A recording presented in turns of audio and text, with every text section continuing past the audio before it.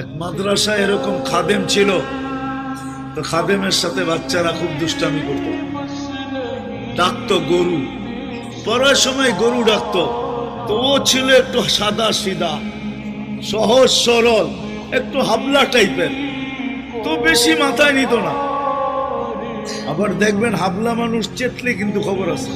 একদিন বৃষ্টি হইতেছিল প্রচন্ড, এর দায়িত্ব ছিল ছেলেদেরকে খানা পরিবেশন করা। তো খানার সময় গেছে, খানা নিয়ে আসে না, তো ছেলেরা চিৎকার দিতেছে গরু কই গেল। একটু পরে দেখতেছে খানা নিয়ে আসতেছে, তো সবাই চিৎকার দিয়ে বলতেছে ওই গরু এত দেরি করলি কেন।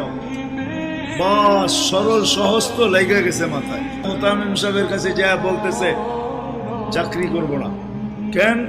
বাড়ি মাদ্রাসায় যেটি পালেন এটি সব দেয়া দাও, সবসময় গরু বলে শোয়া গেছি, আজকেও গরু বলতেছি। মোতামিম সাহেব বুঝছে যে সরল সহজ মানুষ চেতলে তো এরমই চেতে গেছে গা সিধা বাড়িতে। রাত্র ৩টার সময় আসতেছে, আয়সা মোহতামিম সাহেবের দরজায় খটখটাইতেছে, জিজ্ঞাসা করছে কে? হুজুর আসছি। কি জন্য? চাকরি করবো। তুমি না দিনের বেলা চলে গেলে চাকরি করবো না? এতদিন চাকরি করতেছিলাম শুই না, এখন চাকরি করবো দেখা। বলছে এটা আবার কি দেখা চাকরি করবে মানে?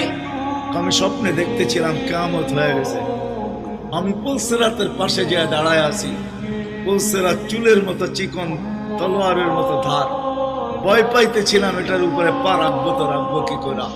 একটু পরে চিৎকার শুনলাম, তো দেখলাম মাদ্রাসার ছেলেগুলা সবগুলা হইহুল্লার করতে করতে আসতেছে।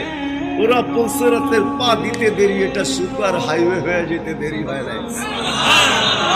সবগুলা উঠা পার হইতেছে, একটা পিছন থেকে আমাকে দেখা ফেলছে আর চিৎকার দিয়া বলছে ওই তোরা যাস কই?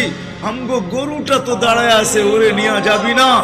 বলে সবগুলা পিছে ফিরে আসছে আর আমাকে উঠায়া কেউ হাতে কেউ পায়ে ধরা সব কাঁধে করে নিয়ে পার করা দিছে। ঘুমের থেকে জায়গা গেছি, এই জন্য চোখে দেখা আমি এখন চাকরি করব।